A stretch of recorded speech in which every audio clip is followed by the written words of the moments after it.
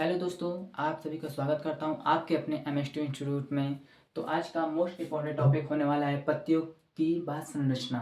तो पत्ती की बात संरचना स्टार्ट करने से पहले हम जानेंगे कि पत्ती आखिर है क्या। तो पत्ती वह है कि पेड़ में जो हमारा हरा भाग होता है, हरा पार्ट होता है, जिसकी सहायता से पेड़ अपना भोजन बनाता है, उसी को पत्ती कहते हैं। सीधी बात है कि अपने भाषा में लिखना है कि पेड़ का वह हरा भाग जिसकी सहायता से पेड़ पौधे अपना भोजन बनाते हैं, उसको पत्ती कहते हैं। ठीक, ये पत्ती की संरचना मैंने अभी डायग्राम बनाया है। इसके बाद संरचना के बारे में हम जानेंगे। ठीक, तो आइए पड़ाधार कि पड़ाधार आखिर है क्या। पड़ाधार तने से जो पड़ाधार जो होता है वह तने से लगा होता है। जो तने से लगा होता है उसी को पड़ाधार करते हैं। समझिए पड़ाधार है क्या।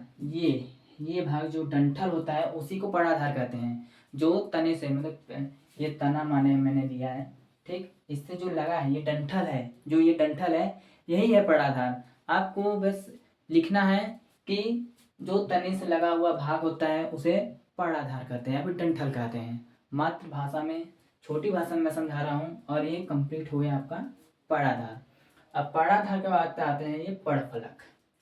पड़फलक जो इसमें सभी क्रियाएं होती हैं। ठीक, जो ये बाहरी वाला भाग है, जो चपटा वाला भाग होता है, इसे पड़फलक कहते हैं। ये होता है पड़ाधार।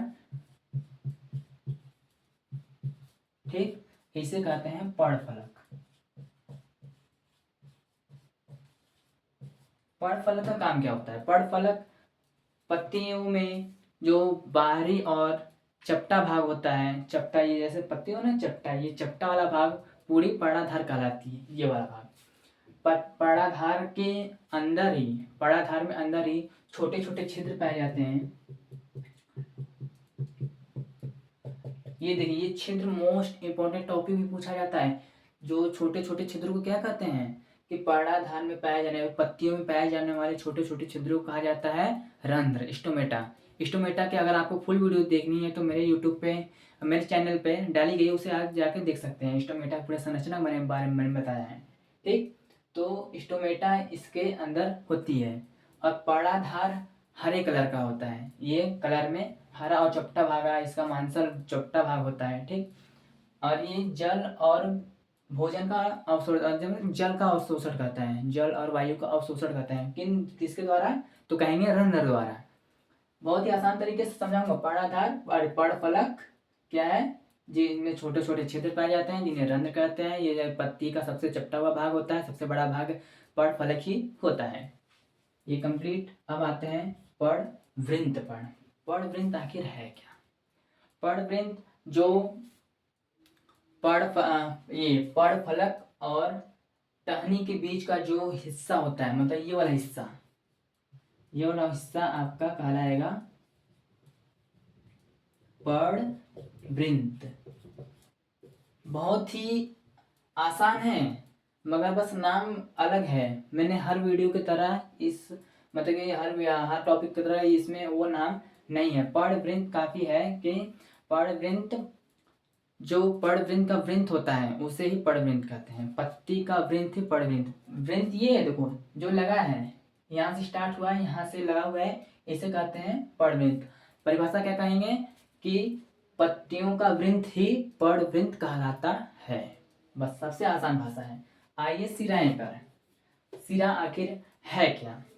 पड़फलक, जो ये हमारा पड़फलक है, इसके बीच में पड़वृंत, देखो सॉरी, पड़वृंत में एक बार और समझा दूं कि पड़वृंत इतना नहीं है, इतना तक है। जो ये देखिए, ये जो बीच वाला है इसे पड़वृंत का, ये बीचों बीच मोटी तरह से और लगी होती है, जिसमें जिससे क्या होता है, सिराएं जुड़े होते हैं। ठीक, उसे ही पड़वृंत कहते हैं। तो आइए देखते हैं सिराएं के। सिराएं आखिर है क्या। सिराएं ये जो रेशेनुमा आप निकली होती, देखो ऐसे टेढ़ी मेढ़ी होती हैं, इनको भी सिराएं कहते हैं। या पड़वृंत के मध्य में होती है, जैसे कि पड़फलक में के मध्य में, जैसे मध्य है कि ये इसमें यहाँ गया, ये यहाँ गया, ये यहाँ गया, ये यहाँ गया है, तो यही है भैया, क्या है, यही है आपकी सिरा। तो आज की वीडियो में बस इतना ही और नेक्स्ट टॉपिक आप बताइएगा कौन सी वीडियो में मैं बताऊंगा। एक बार फिर से मैं इस डायग्राम को समझा देता हूँ कि ताकि आपको कोई चिंता ना हो। आइए फिर से देखते हैं पत्तियों की बाह्य संरचना। पत्ती की भाषा संरचना पहले आता है पड़ाधार। पड़ाधार क्या होता है? डंठल। डंठल जिसे कहते हैं, जिसे ढकने ऐसे तोड़ेंगे ना तो वैसे गोला वाला भाग मिलता है। जैसे मान लीजिए ये पेड़ है, यहाँ पत्ती लगा है, ऐसे तोड़ेंगे, ये वाला गोला भाग है ना, उसी को डंठल कहते हैं। ठीक। पड़ फलक।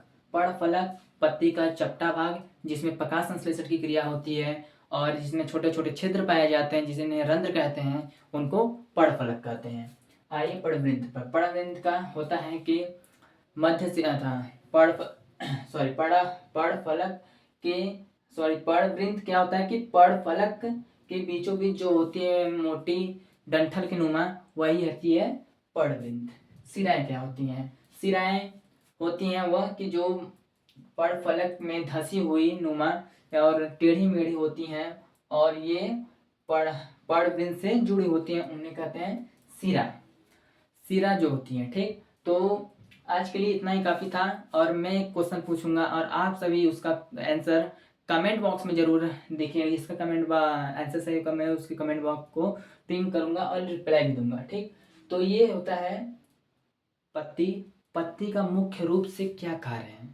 मैंने इस वीडियो में बताया है, शुरुआत में भी बताया है, आप भी बताइएगा कि पत्ती का मुख्य रूप से क्या कार्य है। आप इस टॉपिक को भैया याद कर लो। याद होने सिर्फ समझना है, समझ गए ना, संरचना समझ गए ना, बस अपने आप बना के लिख दो, आपको 5 नंबर तुरंत दे देगा एग्जामिनेशन वाला।